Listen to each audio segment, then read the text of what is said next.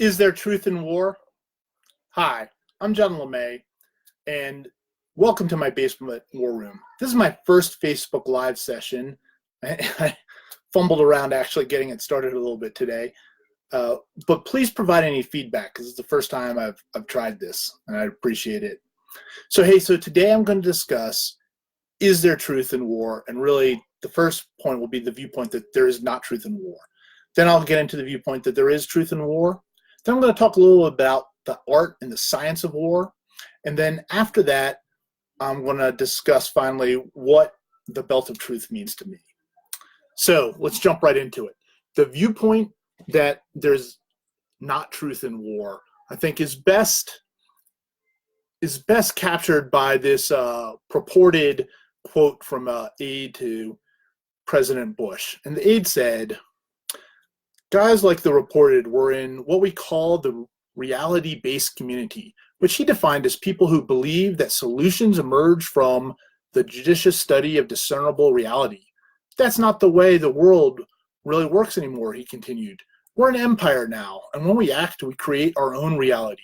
And while you're studying that reality, judiciously as you will, we'll act again, creating other new realities, which you can study too. And that's how things will sort out. We're history's actors, and you, all of you, will be left to just study what we do. So, okay, that is a view that we create our own reality that's not really out there. And so let's break that down just a little bit. The reality we wanted to create in Iraq was a republic that could control its own territory that was allied to the United States. And so how did that work out for us? Well, arguably Iraq's a republic, but at best a weak one. It definitely cannot control its own territory. And today, and probably in the long perspective, it'll be allied to Iran as much as it is to the United States. So that didn't work out that well for us. And really one of the big driving factors that didn't work out was because of the Iraqi civil war between mainly the Shia and the Sunni. And, I just postulate that could have been predicted by thinking about, hey, what is the situation? What is the reality on the ground? We have this country where the minority, the Sunni, have ruled the majority, the Shia, through despotic, terrible means, through an awful dictatorship. And when we come in there and let them vote and elect the representatives, but give everyone equal political power, then the majority, the Shia, are going to win political power, and they're going to take vengeance on the Sunni who had oppressed them for so long, and the Sunni are going to resist violently, and there's likely going to be a civil war because everyone in that country views who has political power as a life and death issue. So I think that could have been understood by really looking at the reality on the ground before we invaded and not thinking that we could create our own reality. So that's a little bit about, hey, no truth in war. Let's talk about, is there truth in war? So a first sort of viewpoint that there is truth in war comes from Sun Tzu. So his first chapter on estimates is all about understanding the situation, understanding the truth, the reality. Sun Tzu said, the general who wins a battle makes many calculations in his temple ere the battle is fought. The general who loses a battle makes but few calculations beforehand. Thus do many calculations lead to victory and a few calculations to defeat, from the Giles translation. So reinforcing Sun Tzu is army doctrine. So the second step of the military decision-making process is mission analysis. And again, that's all about understanding the situation, the reality, the truth. Also, army design methodology. The first part of that is framing the environment. Again, all about understanding the reality. So let me talk now a little bit about the art and science, because when I hear that supposed quote by President Bush's aide about we make our own reality, a positive way to interpret that is initiative. And that's really about the art of war. So initiative versus reality. So as we talk about art and science, let me throw out a couple definitions These come from Army Doctrine Reference 390, which is really tactics, but I think that they still frame the argument well, or frame the situation well. So the definition: art of tactics. This consists of three interrelated aspects: the creative and flexible array of means to accomplish assigned missions, decision-making under conditions of uncertainty when faced with a thinking and adaptive enemy, and understanding the effects of combat-bound soldiers. Okay, science of tactics encompasses the understanding of those military aspects of tactics, capabilities, techniques, and procedures that can be measured and quantified.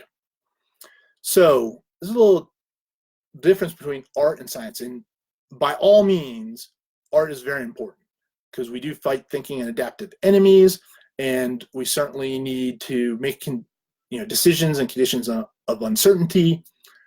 But what happens when we do that without the foundation of the science? So can we understand effective combat on soldiers without understanding how weapon systems work, without understanding the basic science and effects that underline those systems, and some understanding about how people are, without knowing our own people? Can we make creative and flexible decisions on how we employ our forces if we don't understand the characteristics of those forces, how far vehicles can travel before they need to be refueled, the logistics considerations? And the answer is no. So employing art is done from a foundation of science.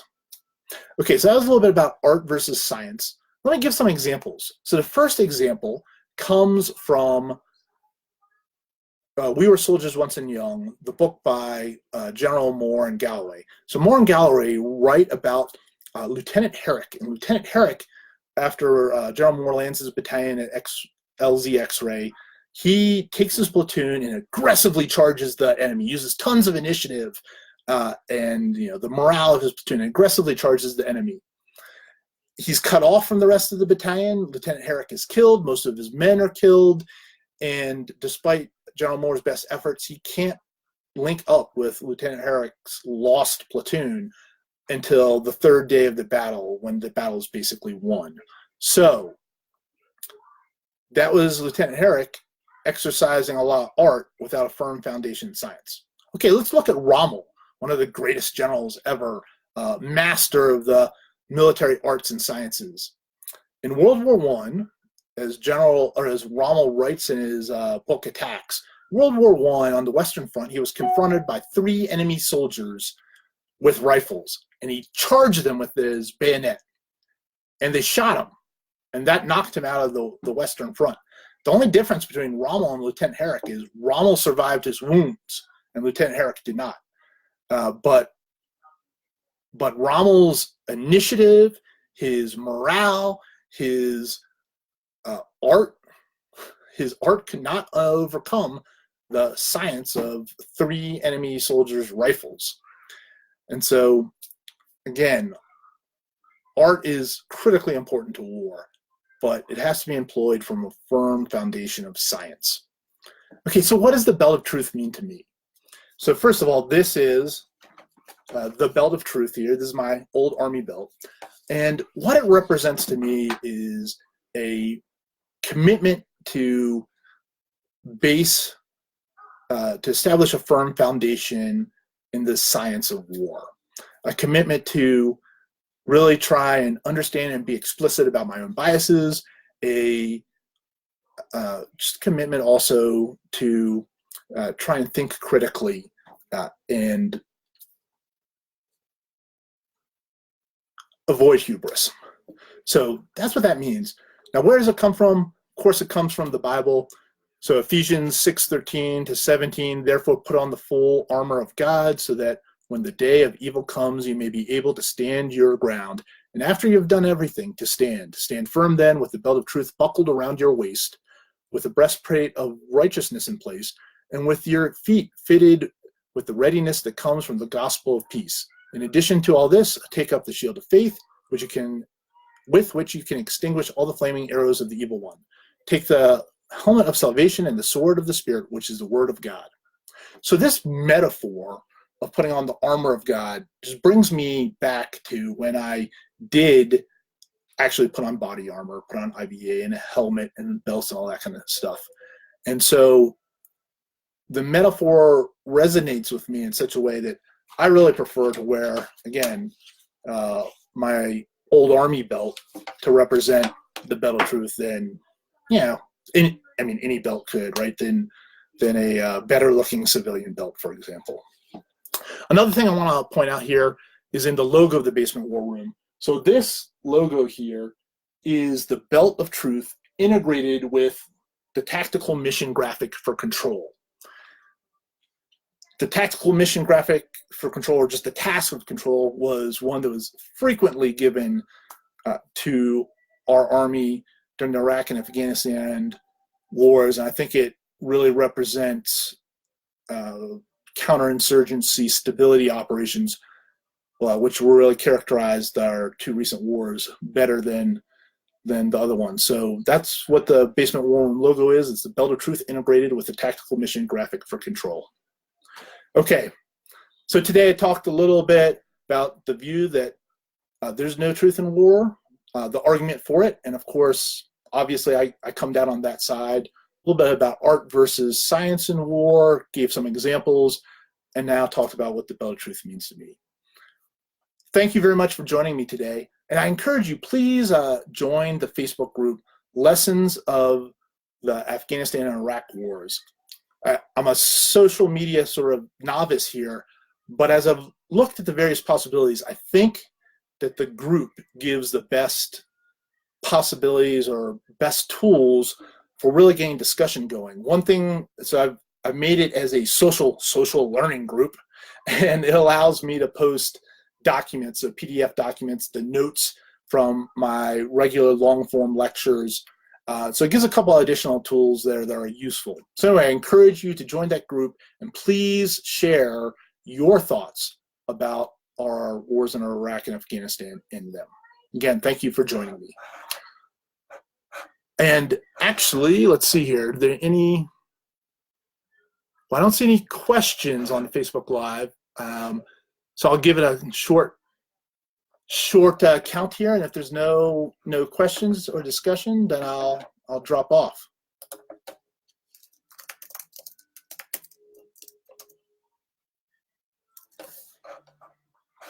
I'll also post my references real quick. I won't try and say them all, but